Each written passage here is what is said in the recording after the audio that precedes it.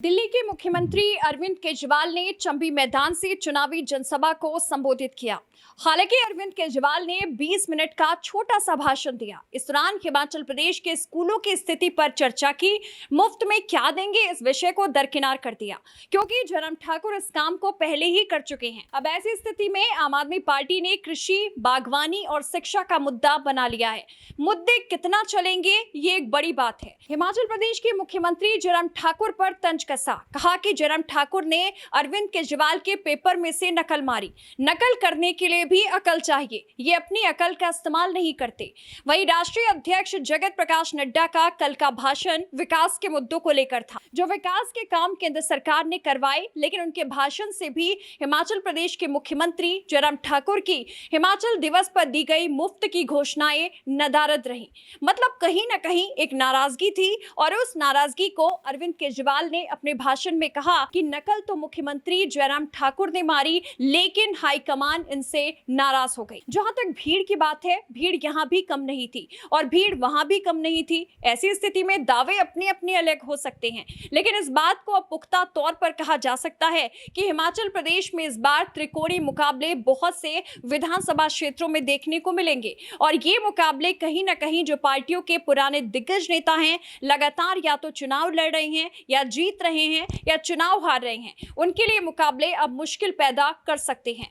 आम आदमी पार्टी के मुख्यमंत्री अरविंद केजरीवाल निजी हवाई जहाज से गग्गल हवाई अड्डे पर पहुंचे थे, लेकिन अपने प्राइवेट प्लेन से। और ये भी बात हिमाचल प्रदेश में काफी चर्चा में है। और इस बात को राष्ट्रीय अध्यक्ष जगत प्रकाश नड्डा, जो कि गग्गल एयरपोर्ट से रूटीन के फ्लाइट से वापस दिल्ली चले गए, किसको साथ लेकर गए, इसको लेकर भी अब लोग कंपेयर करते हुए नजर आ रहे हैं।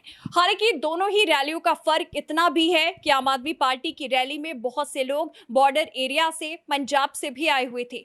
हम यहाँ ये नहीं कह रहे कि हिमाचली लोग नहीं थे, लेकिन रैली को भरने के लिए पंजाब से बड़ी संख्या में लोगों को बुलाया गया था। जबकि भाजपा की जो रैली पिछले साल हुई, उसमें चाहे किसी भी रूप में लोग आए हों, लेकिन वे लोग जो खुद हिमाचली हैं। मुख्यमंत्री अरविंद केजरीवाल भी इन दिनों भाजपा के निशाने पर हैं, क्योंकि दिल्ली में जो हाल ही में दंगे हुए थे, उन दंगों को लेकर किसी भी राजनीतिक स्टेटमेंट देने से मुख्यमंत्री अरविंद केजरीवाल ने दूरी बनाई हुई है।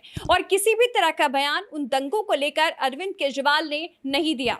हालांकि हिमाचल प्रदेश एक हिंदू प्रदेश है, और इस प्रदेश में केजरीवाल को हर विषय को लेकर अपनी स्थिति को स्पष्ट करना चाहिए था। पिछली बार पंजाब के जो मसले थे, और जहां पर खालिस्तान के नारे और खालिस्तान के झंडों को लेकर हिमाचल प्रदेश में लगातार विरोध हो रहा था, उन विषयों को लेकर भी अरविंद केजरीवाल मौन रहे थे। और अब एक बार फिर से केजरीवाल दिल्ली के दंगों को लेकर किसी भी बयान को देने से बचते नजर आए। मीडिया से भी उन्होंने दूरी बनाए रखी। जो मन की बात उन्हें करनी थी, वे मन की बात की, और भाजपा के आला नेताओं की तरह अरविंद केजरीवाल भी अपने मन की बात कर वापस दिल्ली रवाना हो गए।